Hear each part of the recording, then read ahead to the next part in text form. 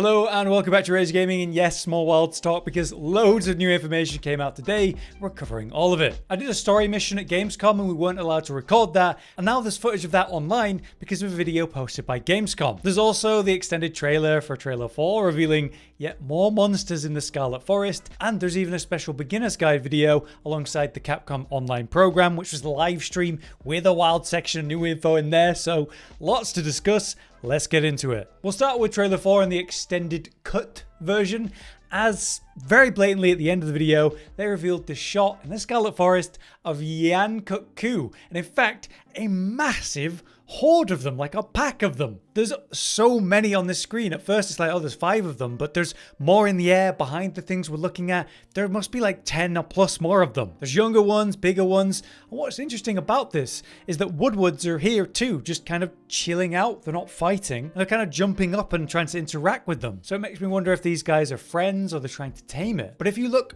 far back in this shot, there's something different there. It looks like one of them isn't a yian cuckoo at all, but a deeper color, maybe purple. And if that's so, it does seem likely that could be a very subtle reveal of a similar monster, yian garuga. It seems like it has the purple head and the frills too, and a cool idea with this is the whole alphas in a herd mechanic in Wilds. Maybe Garuda could act as the alpha for yian cuckoos. It's a cool idea. Because of that, people are even speculating that, yeah, the wudwuds have tamed these monsters, they are friends with them, and in fact, the yians might even function for them like flying mounts, if not us. So pretty exciting stuff, very subtle reveal. Another thing also shown in this extended trailer is this sound effect.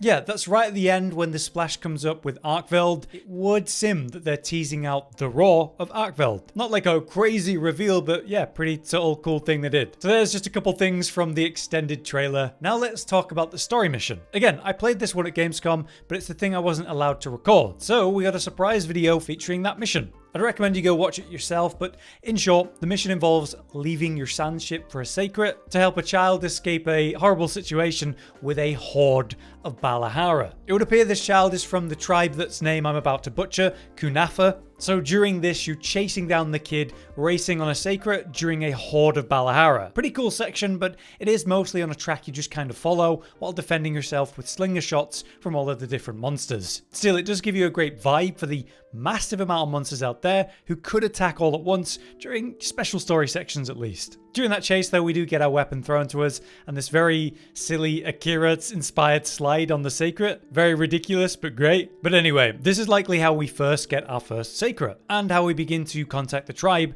that lives here. Otherwise, it is a familiar hunt. There's just a chatacabra fight and some other cinematics you can go spoil yourself with if you want. But next we have the big thing, which is the beginner's guide, which features some incredible shots of the locale, like the way the sand-tide lightning reflects off the crystals in Ray's nest. Visually, this is going to be incredible. There's also a cool shot of one of the hidden villages. They live out with the monsters in the locale. Here they have a mine of opals or something nearby. But later in this video, we do get some introductions and focus on that. The Kunafa, as they're called, their culture, and learning about it seems important. There's this scene where there's some unique food being eaten, so maybe by finding these tribes, you get new food recipes. Though that is speculation. The first section in the video though is about the expedition team, talking about what we learned after Trailer 4, after that website update, specific team members and their purposes. But during this, we get the Gemma smithy animation. Yes, people are already thirsting over this. I keep seeing it posted on Twitter. And it also reveals the Great Wyvern Jawblade Greatsword, so that's cool to have back in Wilds.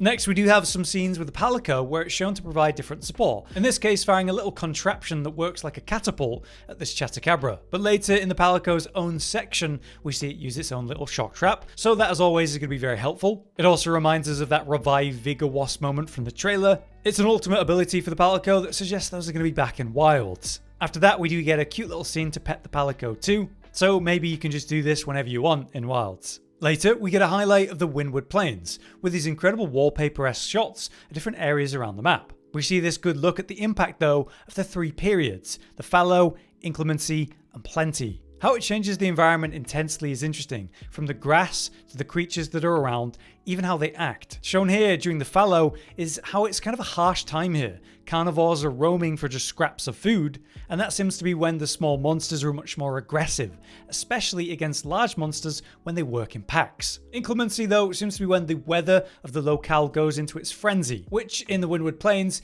is of course the sand tide, the lightning storm. It's only after this storm breaks that we get to enjoy the beautiful time of plenty when life is suddenly very abundant. So next we have a section on the ecosystem with this nice shot of the new small monster. These strange insect-like mosquito bug things. We've never had a look at them so directly before, they almost look alien in their eyes. A couple other highlights though for large monsters here will be the incredible skeleton for Balahara, which swims through the sand as we see, even creating those whirlpools to pull in you and other monsters. But it's the skeleton that I'm interested in because you can see how it wraps itself around the terrain to hang up from high, bombarding you. It's really cool mechanically. Another highlight was with chatacabra and how it has an extreme weak point in the form of its tongue. After some attacks, it seems to expose the tongue for a little while, and as that is its biggest weakness, you want to focus attacks onto that when you can. Next we get a look at a variety of turf war animations between monsters. Most importantly though, Lala barina against doshaguma.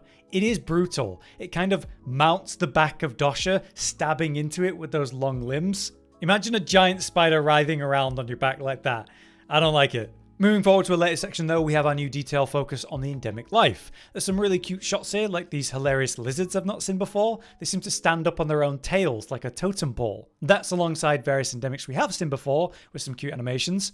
But there's more, again, I hadn't seen before, like these strange crab things that are found on the rocks. No idea what they are. All these hilarious birds that sit on the back of other endemic life, probably functioning like we see in real life animals, feeding off ticks and stuff, working in unison. Moving on, we have a nice look at the base camp. Each locale is going to get one of these, and it'll function like your main mini village out on each locale. This one in the Windward Plains is quite wide, full of stuff and people. Here though, we can use vendors, interact with the smithy, use our main tent, interact with the handler and more. And compared to the main base camp, the pop-up camps are just a simple tent that you slam down somewhere as a functional tent and fast travel point. Newly, we get to see the destroyed pop-up camp being restored after that happens though. So clearly you can just plonk it straight back up again by repairing the one that was damaged if you want to. But since they are so easy to destroy with sim, you should think about where you're planting them. Next in the hunting basics section, there's this little quiz for weapon suggestions that comes up. I did this myself in the demo. The handler basically suggests, hey, do you want a quiz to help you decide what weapon to use?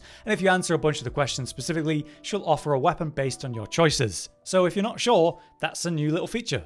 At the end here though, we had a neat little section showing off different gear sets to consider. They're all familiar, we've seen them before, but I do want to highlight the awesome looking Lala barina set because it just looks incredible. We first saw that one in the Charge Blade weapon trailer. So that's the beginner's guide and important details covered. Let's end with some details shown during the Capcom Online program for this year's TGS. Ryozo was explaining different mechanics and features. Most of them we've seen or heard about before, but a couple things were revealed. Firstly, the seamless travel between regions is referenced. They're talking about how this region, this biome, is adjacent to the Windward Plains, and they say specifically traveling between areas will not require any loading screens, which sounds like we can go from the Windward Plains to the Scarlet Forest or back and forth between them by just going to a specific place in the Windward Plains and then going through to the Scarlet Forest without a loading screen. However, the thing is their use of traveling between areas might suggest like, oh, you know, going from area 16 to 17, there's no loading screen there. The way they said it and the way they were highlighting it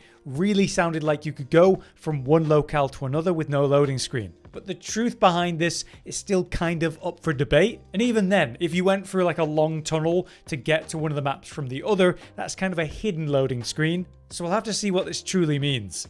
Another thing revealed though was how you can sharpen and still retain the amount gained from however far you're in the sharpening. So you don't have to play out the full animation. Say you do what this person does. Start the animation, just sharpen once, you get a little boost to your sharpening, and then you can cancel the animation early and still get the benefits of that little sharpen. Very nice quality of life. One other thing I want to show you is these icons under some monster images. These appear to be the new region icons. Under Ray Dao, you have what is obviously the Windward Plains and its nest, that huge kind of half circle shape in the center of the map. And then under Duna here, we have what appears to be the Scarlet Forest, which is indeed incredibly vertical. Massive trees with the canopy on top and the water below and through it. Really cool design. But there you have it. That's my list of new or interesting details we've learned from all these new sources to look at today. As I make this video, we're hours away from the full Scarlet Forest thing they're planning on doing. So we're going to be back to cover that with all the new information there very soon. Until then, I've been Hollow, you've been you. Thanks for watching. Josh, Cotton, and Hollow with the videos, dropping the humor like a hammer on your tippy toes, bringing entertainment on a daily arrangement to take our insanity and turn it into entertainment. Yes, I said entertainment twice, to reiterate that it is nice to look into your faces on a mostly daily basis when you let us in your homes to make the whole world a stage. Goodbye.